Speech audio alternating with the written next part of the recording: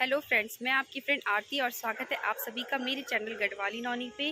और आज मैं आपके लिए लेके आई हूँ एक बहुत ही अच्छा टॉपिक जो कि है पेड़ पौधे। और देखिए मेरे पीछे आप ये पेड़ देख रहे होंगे, तो ये तिमले का पेड़ है। और इसी तरीके से आप इसके पीछे देखेंगे, थोड़ा सा पीछे, तो ये हल्की हल्की जो आपको झाड़ियाँ सी दिख रही है, तो ये है पैया का पेड़।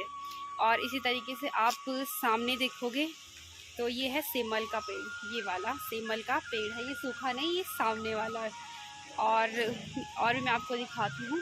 इसी तरीके से बहुत सारे पेड़ मेरे घर के आसपास हैं। और आप ये देखोगे तो ये है भीमल का पेड़। और आज मैं आपको इन्हीं के बारे में बताऊंगी, क्योंकि गढ़वाल में आपने बहुत जगह देखा होगा, या आसपास सभी के घरों के आसपास देखा होगा कि ये जो पेड़ मैं आपको दिखा रही हूँ ये सभी के घर के आसपास होते हैं। तो आज मैं आपको इसके बारे में जानकारी देती हूँ।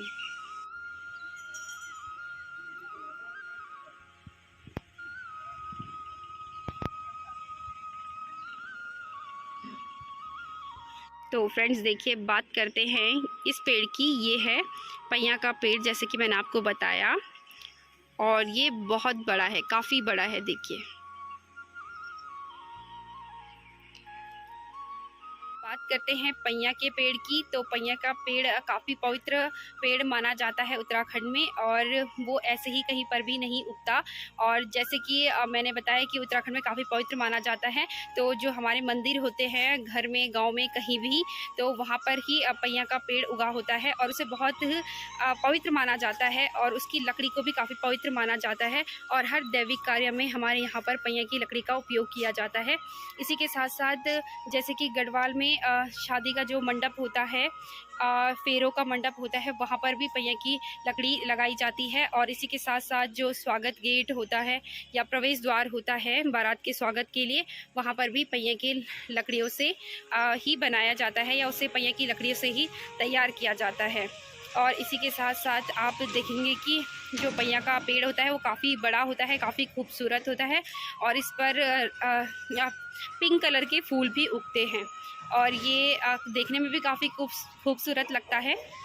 पैया का जो पेड़ होता है उसे अंग्रेजी में हिमालयन वाइट चेरी या बर्ड चेरी भी कहा जाता है। और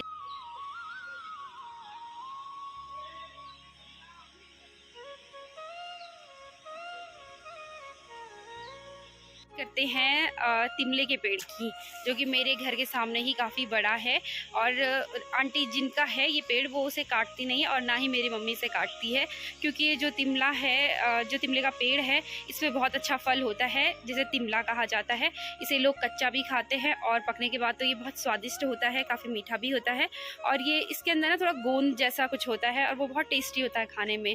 और लोग कच्चे तिमले की भी बहुत सारी चीज़ें, चटनी बनाते हैं, सब्जी बनाते हैं। और इसी के साथ साथ लोग करते हैं इसके जो पत्ते होते हैं उसका इस्तेमाल, और जो इसके पत्ते होते हैं वो खाना खाने में भी काम आते हैं। और उनके पत्तल भी बनते हैं, जैसे कि शादी ब्याह में। और इसी के साथ साथ जो उसके पत्तों का इस्तेमाल होता है वो पूजा जैसे स्थानों पर भी किया जाता है, जैसे कि पूजा सामग्री रखने के काम, या पूजा का जो भोजन है वो भगवान जी को चढ़ाने के लिए। और इसी के साथ साथ जैसे कि सभी को प्रसाद बांटना हो, और वहाँ पर किसी तरीके का कोई बर्तन ना हो, तो भी हम उसी में खाना खा लेते हैं। और सबसे साफ़ उसे हम लोग तिमले को ही मानते हैं, उसके पत्ते एकदम से साफ़ हो जाते हैं और खाना खाने के लिए बहुत अच्छे होते हैं। और अब बात करते हैं भीमल के पेड़ की। देखो, ये भी सामने पे बिल्कुल हमारे है। तो बात करते हैं अब भीमल के पेड़ की।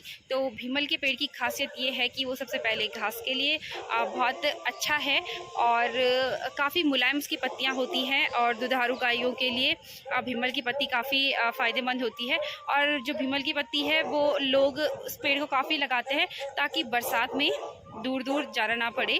और आसपास भी ये पेड़ आसानी से उग जाते हैं, और काफ़ी छोटे भी होते हैं, काफ़ी बड़े भी होते हैं, इसलिए लोग अपने घरों के आसपास से लगाते हैं। और जो भीमल का जो एक गुण है वो मैं भी आपको बता देती हूँ कि पहले के समय में साबुन नहीं हुआ करता था, शैम्पू नहीं हुआ करता था। तो मेरी नानी भी बहुत बार बोलती थी, तुम ये शैम्पू क्यों लगा रहे हो, भीमल की जो छाल होती है उसे कूट के लगाओ, वो भी अच्छा शैम्पू का काम करता है। तो एक दिन मेरी नानी खुद के बाल ही धो रही थी, भीमल की जो छाल है वो निकाल के कूटी, और वो पानी के साथ मिलाई तो वो झाग बना, और उससे अपने बाल धोने तो बाल काफ़ी सिल्की हो गए। काफ़ी पुराने समय में लोग ऐसे करते थे और उसी से लोगों ने सीखा होगा कि शैम्पू बनाने का आविष्कार किया होगा, या जैसे भी लोगों को ठीक लगा होगा। लेकिन काफ़ी समय में पहले और काफ़ी लोग अभी भी भीमल की छाल का प्रयोग करते हैं। और इसी के साथ साथ देखते हैं, मेरे सामने है सेमल का पेड़। ये देखिए, है ना, बहुत बड़ा सेमल का पेड़ है। अब बात करेंगे सेमल के पेड़ की। तो जो सेमल का जो पेड़ है वो काफ़ी बड़ा होता है और इसकी लकड़ी भी इमारतों के काम आती है। और इस पे होता है लाल रंग का फूल, काफ़ी सुंदर फूल होता है और अभी नहीं उगा है। अब काफ़ी थोड़ा फरवरी तक जब फूल उगते हैं तब सेमल के पेड़ पे भी लाल कलर के फूल उगते हैं और उनमें एक तरीके की रुई भी निकलती है। और वो रुई जब हवा चलती है ना तो सारे जो ऊपर जंगल है मेरे घर के ऊपर, तो यहाँ पर बहुत सारे सेमल के पेड़ हैं। तो वो एक साथ ही जब हवा का झोंका आता है तो सारे फूलों से जो रुई उड़ती है तो बिल्कुल बहुत सुंदर नज़ारा लगता है। ऐसा लगता है जैसे बर्फ़ उड़ रही हो या बर्फ़ गिर रही हो। और इसी के साथ साथ उसमें ना जो रुई होती है उसके अंदर एक बीज भी होता है। तो वो बीज हम लोग ना रुई ऐसे उड़ के और कोशिश करते हैं कैच करें। तो उसमें एक बीज होता है, वो बहुत टेस्टी होता है, काफ़ी अच्छा। जैसे बहुत सारे बीज का टेस्ट, जैसे खरबूजे का बीज होता है या कद्दू का बीज भी आपने देखा होगा, सुखाने के बाद बहुत टेस्टी सा होता है ना, उसी तरीके का टेस्ट आता है, काफ़ी अच्छा लगता है हमें। और जो सेमल का पेड़ है उसके फूलों की बनती है सब्जी। तो कभी मौका मिलेगा तो मैं ज़रूर आप लोगों के लिए सेमल के पेड़ की सब्जी बनाऊँगी। और अब तो पेड़ पौधे बहुत सारे हैं पर वीडियो लंबा हो रहा है, तो किसी और दिन भी आपके लिए कुछ अच्छा वीडियो बनाएंगे। अगर आपको मेरा ये वीडियो पसंद आता है तो प्लीज़ मेरे वीडियो को लाइक करें, शेयर करें, सब्सक्राइब करें। Thank you friends.